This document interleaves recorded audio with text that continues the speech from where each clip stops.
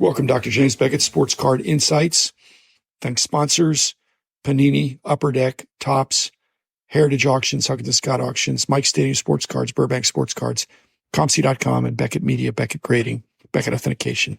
Today's episode is outtakes from Hobby Hotline from last Saturday.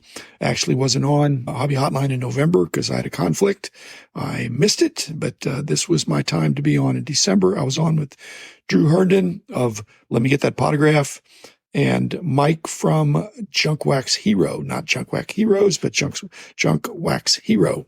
And so we had many commenters, questioners, listeners, viewers, because it's done on StreamYards, available on YouTube and on the Bench Clear Media Network, but it's also released as a podcast. And after it's released as a podcast, sometimes I'll take some of the excerpts or comments in the podcast that I think that's interesting. I could re-record it or try to improve it, or I could just edit it from what's there and make it a shorter segment. I always encourage you to not just listen to Hobby Hotline, but listen to it when it comes out, when it's live. And then you can ask your own questions and help shape what the episode is dealing with and make it relevant to you and what's going on. This outtake started out talking about the recent deal that COMC and eBay made, and then finished up with lamenting the problem with non-quarterbacks not getting enough respect. Although I think that's changing, but the huge bucks generally are going to the quarterbacks. Anyway, a good conversation. I hope you enjoy it, and here it is. Coming to an agreement with COMC. They're going to be working even further with COMC, a pretty big partnership. I don't think we know what the partnership means, except that eBay is investing in COMC. I think we'll wait and see. We do know that eBay is not taking over. Happy for Tim and the employees over at COMC. The language suggests that Tim is still in control. It's going to be business as usual, except they're getting a boost from this relationship that's going to be financial plus. I'm very excited about it. eBay and COMC are the two main places where I sell cards. The Philly show announced that eBay was going to be a sponsor. I think that means COMC is the sponsor too. So I think COMC could be the hobby-facing aspect of eBay. I see it very positively. So are fees going to go up for sellers? I hope not. And the reason I hope not is just the language in the press release. Is that right. From the COMC aspect, they're trying to use this investment, I believe, to drive down their costs and increase their volume. So they wouldn't necessarily have to raise their prices. There's going to be additional economies of scale, I think. And some of the things they're working on, if they can ID the cards and get them in and store them and all the things that cost, they're automating like crazy. That's what I'm reading in the announcement, and that's what I'm hoping for. When you raise prices too much, it invites other competitors. Now, eBay is a behemoth, and COMC is, in a sense, within the hobby, but I think their formula is working as indicated by eBay being interested in being a quote-unquote partner. And if they did raise prices, when they talk about reforming Social Security for retiring people, they usually like to grandfather in the people that are already there and not mess with that. But the new people coming on pay the higher fees.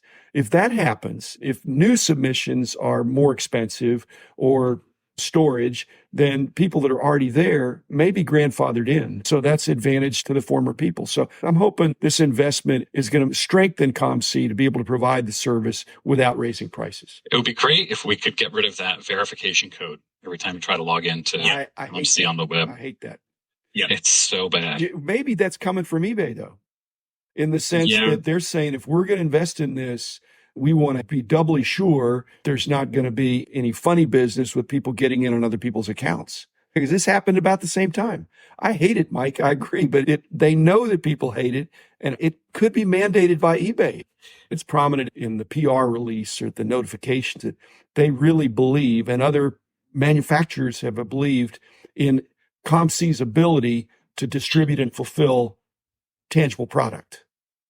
And so they're a go-to source of choice for shipping out cards. They had big problems a year and a half ago. They got way behind.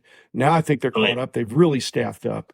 And now that's in place. They're a good place. eBay, when they do their authentication program, when you're shipping it somewhere, again, COMC is a trusted place that has their act together now on shipping and receiving and fulfilling and distributing at scale too.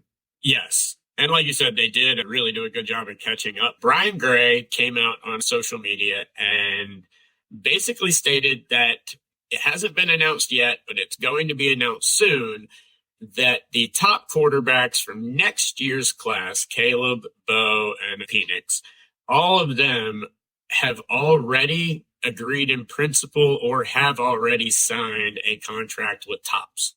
So yet again, next year, there will be no licensed autographs. This would also stop companies like Wildcard and the third-party companies that get these guys in a little bit early from getting any autographs of them as well. There's a lot of impact you've seen this year with the quarterbacks not having autographs in the NFL market, at least what it's done with boxes.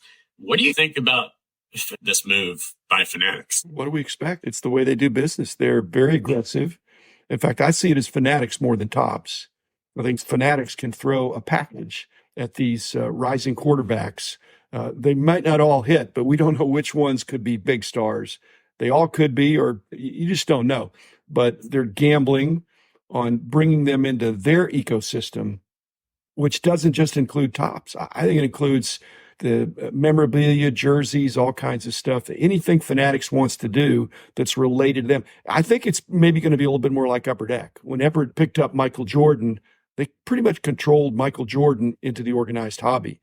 Mm-hmm. LeBron James, same thing until now, maybe not so much. Yeah. Tiger Woods, Wayne Gretzky, nothing gets out that's not through them. And I'm afraid that's what Fanatics is doing. The playbook has been established, and it's a quarterback-centric hobby in the football world anyway. So it's not unexpected. I don't know how many zeros are there or whether it's participatory, whether they get a lump sum or they get a cut out of some of these things. I think Fanatics can get very creative and put together a package that nobody else can. Can't fault Fanatics for paying them more for exclusivity. If it's an offer they can't refuse, they will sign.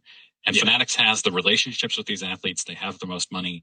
They want to have this kind of enterprise product where these athletes are promoting all of their products and they can throw beyond card money at them. I don't fault Fanatics at all for doing it. Like you said, Dr. B, it's what they do, and why wouldn't they want to do it? Fanatics is taking over the football hobby here in a couple of years. Topps is going to be in control of the football market. The football market has suffered tremendously from what we've seen this year. And now next year is going to be one of the bigger and better draft classes in a long time.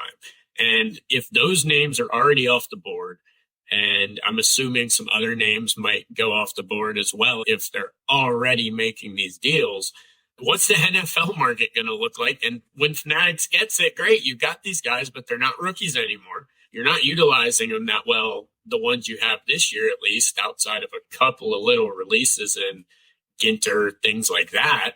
You're not utilizing the autographs at all in unlicensed stuff this year. So do you want to take over a hobby that's got 2 years struggling so bad? They're knocking this football hobby heavily down with this stuff, and next year especially, because like I said, it's a really strong class. There'll be maybe more to the story, Drew. Basically, when exclusives were created over the decades, they usually were time limited or they were restricted in some way, that you got a window. Brian Gray wasn't signing athletes and celebrities to lifetime contracts, I don't think. But Fanatics can do that. It could be products and services. Like I said, the Upper Deck model of a deeper relationship. And so it's not just a problem for Panini or the major manufacturers, but the second tier of manufacturers. So that's why Brian's sensitive to that, because the way exclusives are done now is a game changer. I've seen what it's done to the football market this year, and I just am afraid if one of the best draft classes in a long time ends up with the same issues, the same problems, unless he says Topps will have NFL by the summer. I don't know about that. If that were to happen, I think you'd see some people probably come out right away and probably try and postpone that and push that back as far as possible. I think it's going to be a little harder than you think. But what do you think, Dr. B? Do you think they have them by the summer? Basically, they're signing these players to exclusive arrangements. They can do stuff with them. Now, a broader thing with NFL or the players and stuff like that remains to be seen, but don't put it past them. They're in the business of making money. I think they want to serve the hobby, but they want to sell stuff. And so they've got to produce it. And if there's an opening in terms of the contractual arrangements, they're going to exploit it. And so are they going to do something this coming summer? I bet they're going to try to. And it won't be illegal. They're going to do something they believe is defensible. Keating puts up a comment. The football market is dead because the only position collectible are QBs. 1 out of 22 positions being collectible is not a sustainable model. You can't make a profit off of the other positions. Running backs aren't making any money. Wide receivers aren't making any money. It's only the quarterbacks. It is very much a quarterback-driven league or a one-position-driven market compared to any other sport. But the byproduct of having some of these exclusive guys and having some of this stuff not have autographs, you're seeing a lot of people collect a lot of the other players this year that aren't quarterbacks. That's the stuff that's going for the most. So the Bijan Robinsons, the Pukas, the running backs, the wide receivers. You've started to see people go after them a little bit more. Randy Moss's market, for example, is heated up quite a bit.